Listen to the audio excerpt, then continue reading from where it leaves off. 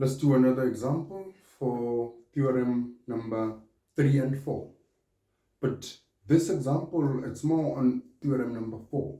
And we know that theorem number 4 tells us that if two sides of one triangle are in the same proportion with two sides of another triangle and the included angle are equal, then the two triangles are similar. If we can find that two sides of one triangle are in the same ratio with two sides of another triangle, and the included angle between the two sides are equal, then we know that the two triangles are similar. Now, they say to us we must solve for the two triangles with reasons. So for us to solve for the two triangles with reasons, it means that we must find this length there because we don't have that length there. We must also find this angle there. Here we do have this, that. We must only find this angle and this angle in this case. Now, let's prove that the two are similar. Now, in triangle U, when I say U is triangle YOU, and triangle CAN, which is triangle CAN. In triangle YOU and triangle CAN, YU over YU over NC is equals to YU is 12 over NC is 9, which this is the same as 4 over 3. How did we get that? How many times does 3 goes there? It goes 4 times. How many times does 3 goes there? It goes 3 times. Therefore, YU over NC is 4 over 3. We've just got one pair of sides which are in the same ratio. Now we can also look at OU over NA. OU is 8 over NA is 6, which is equals to 4 over 3. How did you get that? How many times does 2 go there? It goes 4 times. 2 goes 3 times here. That is why it's 4 over 3. So in both of these, here I got a number that goes there and there without leaving a remainder, which is 3. 3 goes there 4 times. 3 goes there 3 times. Here I found a number that goes there and there without leaving any remainder, which is 2, because I'm simplifying this fraction. 2 goes how many times there? 4 times. 2 goes how many times there? It goes 3 times. Therefore, two sides of one triangle are in the same ratio with two sides of another triangle. And you can see I've used this over that and this over that. This angle here is included between the two sides which are in the same ratio. Therefore, angle U is equals to, this is U there. I need to make sure that we can see it's U. Angle U is equals to angle N, which is equals to 50 degrees. Given. Reason. Given. Therefore, triangle YOU is similar to triangle CAN. Resin, side, angle, side. We can't say equiangular triangles because we've checked two sides which are in the same ratio of one triangle to be in the same ratio of another triangle. That is why we've got side, angle, side in this case. Therefore, the two triangles are similar, and since the two triangles are similar, then we can find YO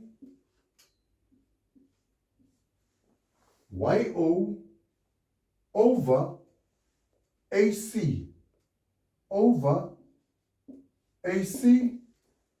obviously is going to be equals to, I can use that, which is, or that, whichever one. It's either this and that or this and that. So I can use, but already we know that sides are in the ratio 4/3. Therefore, YO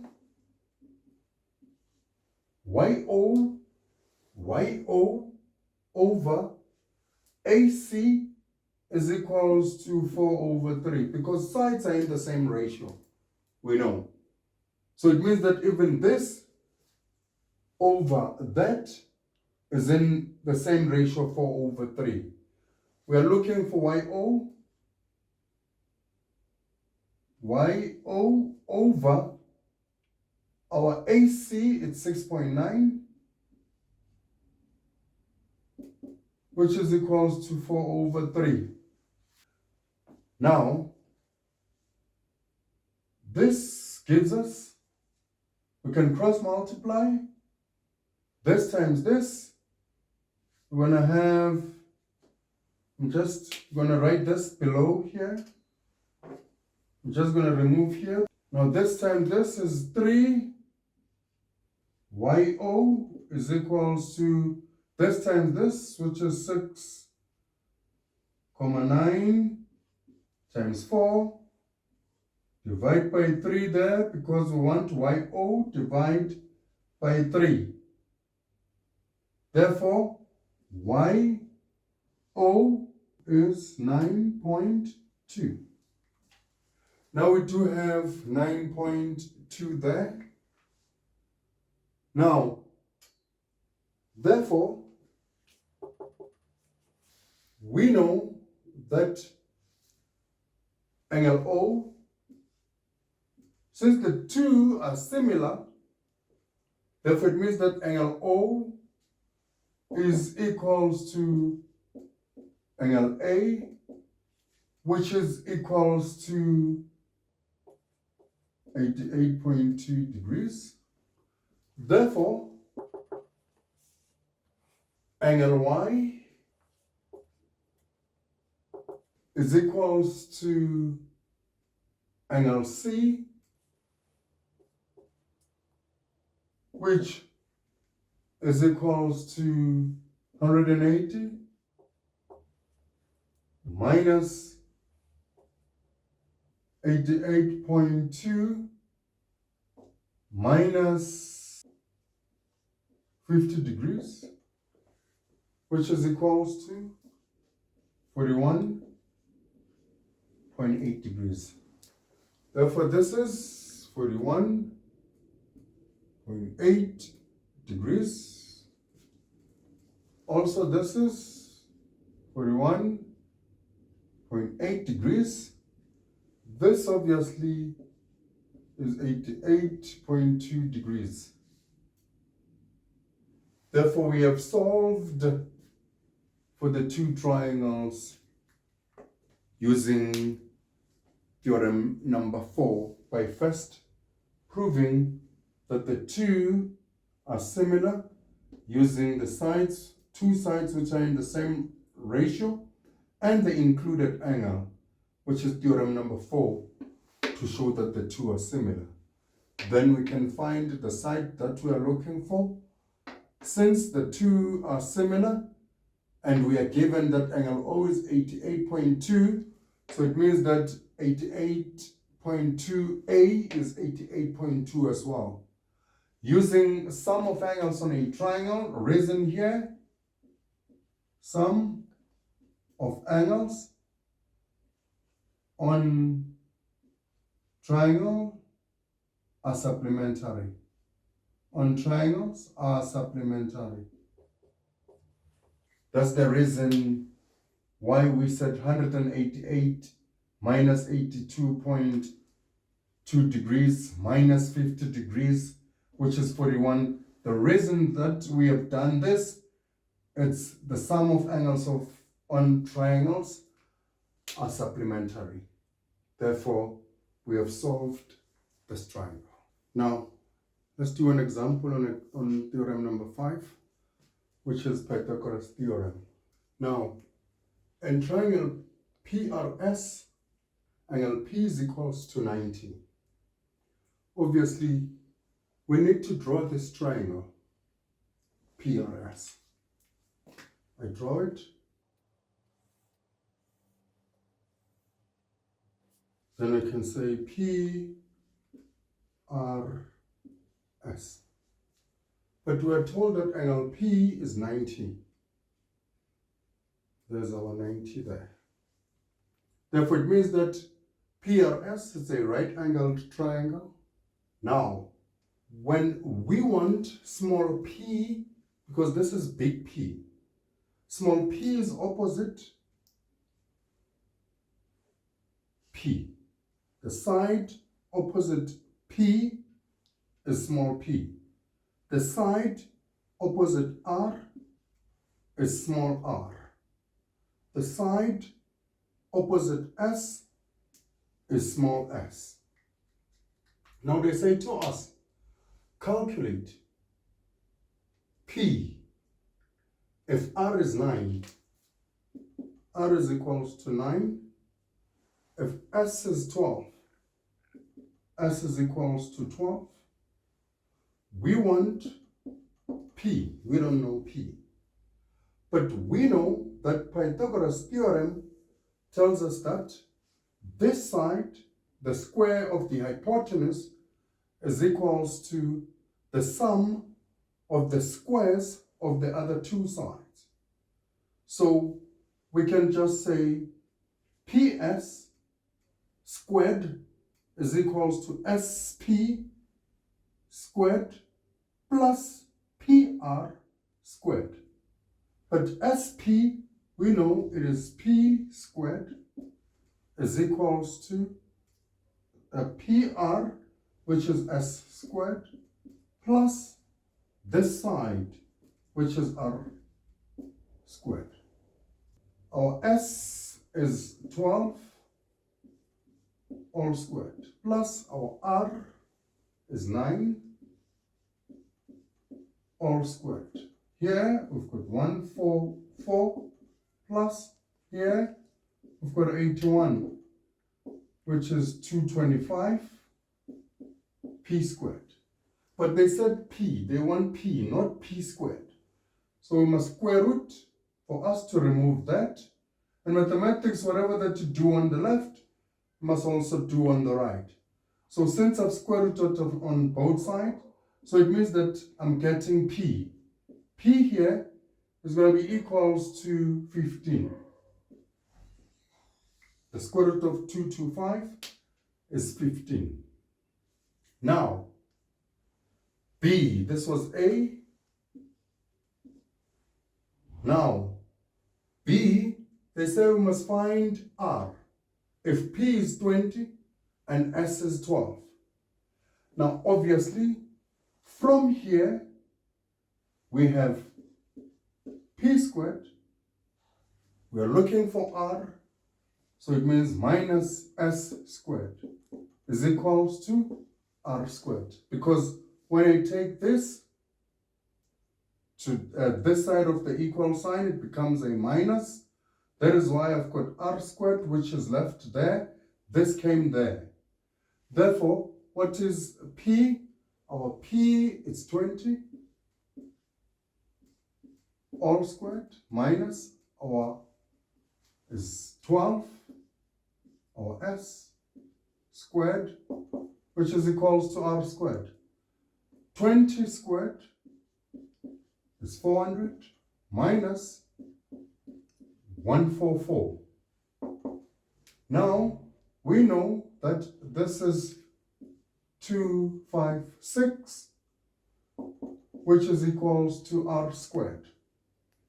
Now we want R, because they said we must find R, not R squared.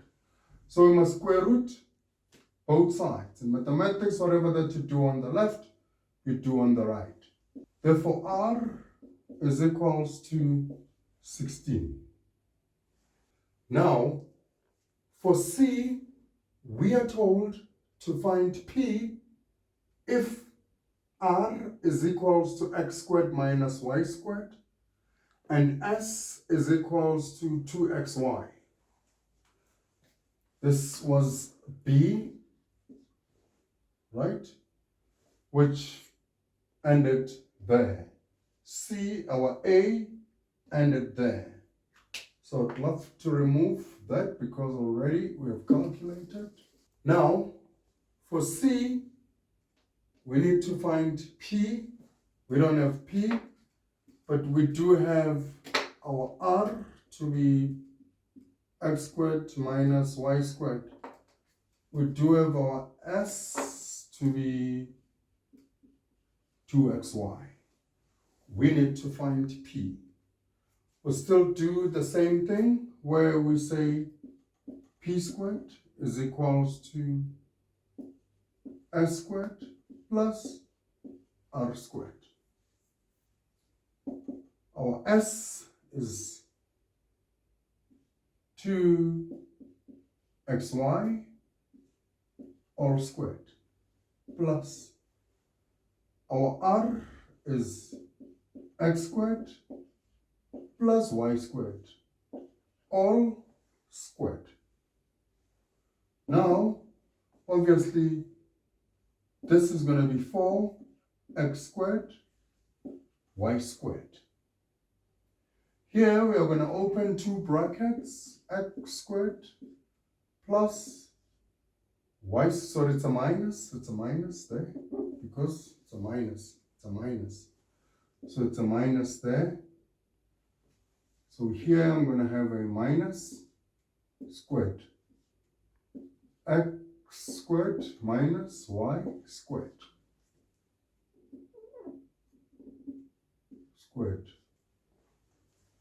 Now obviously this times this is going to be plus x to the power 4, sorry. This times this will take one base and add the exponents. That is why it's x to the power 4. This times that is minus x squared y squared. This times this, we are foiling. This times this, that is why it's x to the power 4. This times this, it's a minus x squared y squared. This times this, it's another minus x squared y squared. This times this, it's a minus and a minus, is going to be a plus y to the power 4. Because we're multiplying same base, we take one base and add the exponents. That is why it's y to the power 4 there. Now, here we're going to have 4x squared y squared plus x to the power 4. These are like terms. You can see they look alike. Minus, we add them or we subtract them. So this will be 2x squared y squared, these two, plus y to the power 4. These two are like terms as well. They're like terms.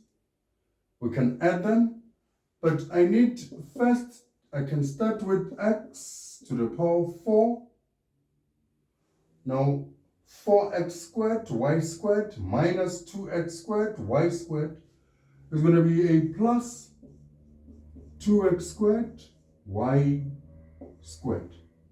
We don't forget the plus y squared, y to the power of 4.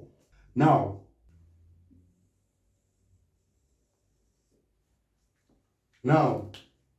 this can be factorized. We can factorize this, and for us to factorize that, we can have x to the power of 2 x to the power of 2. This times this is going to give us that, which is x to the power of 4. Y to the power of 4, I can put y squared there, y squared there. Since this is a plus 2x squared y squared, it means here I'm going to have a plus and a plus. This times this, it's x to the power. I'm just checking. I'm checking for you that this has been factorized. I'm just checking. I'm not doing anything. This times this is x to the power of 4. So it's x to the power of 4. This times that, I'm doing the same thing which I have done there, where I said this times this times that, this times this times that, where I got that. So even here, still the same thing. This times this, x to the power of 4, this times that, plus x squared, y squared. This times that, plus x squared, y squared. This times that, plus y to the power of 4. These are like terms. X to the power of 4, we are adding these two. Plus 2x squared, y squared, plus y to the power of 4. Oh, so it means that we have factorized this here. Since we have seen from here, x squared minus y squared all squared is the same thing as opening two brackets like that. So we can reverse this and write it as one bracket. I'm just going to write this here. We have p squared. So this step that I'm writing follows from here. I don't have space here.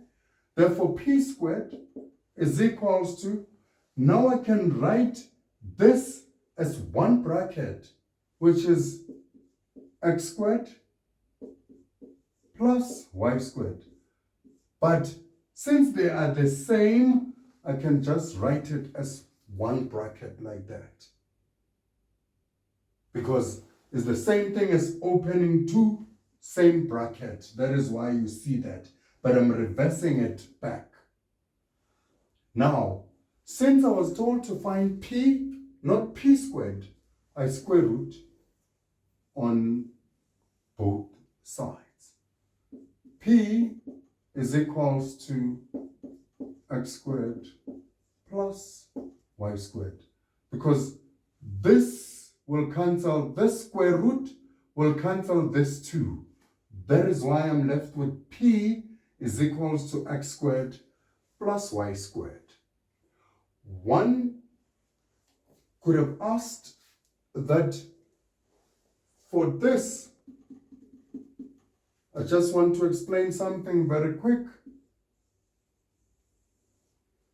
For this, I know we need to have your p squared is equals to, we've seen that this is the same as 12 all squared plus 9 all squared, which is 144 plus 81, which is equals to 225 p squared. Then I square rooted, if you can remember, I square rooted, then I got p is equals to 15. We know that when we get a square root in an equation, we're going to have a plus minus 15. But since we are dealing with the length, therefore P is equals to 15. That is why I chose the positive 15 for him. That is why I chose positive 16 for this, because the length is never negative. Yes, I know that when I get the square root of a number, I get a plus or a minus. But since we are dealing with the length, a length is always positive. That is why P is 15 for A.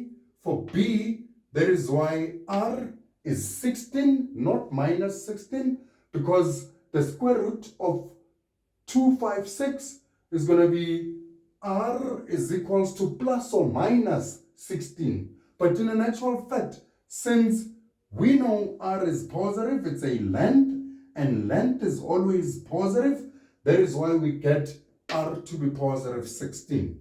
Here, that is why also we get the positive plus. Here it was going to be plus or minus x squared plus y squared. It was going to be plus or minus x squared plus y squared. But we have just said it, that length is always positive. That is why P is equals to, not Q, P is equals to x squared plus y squared.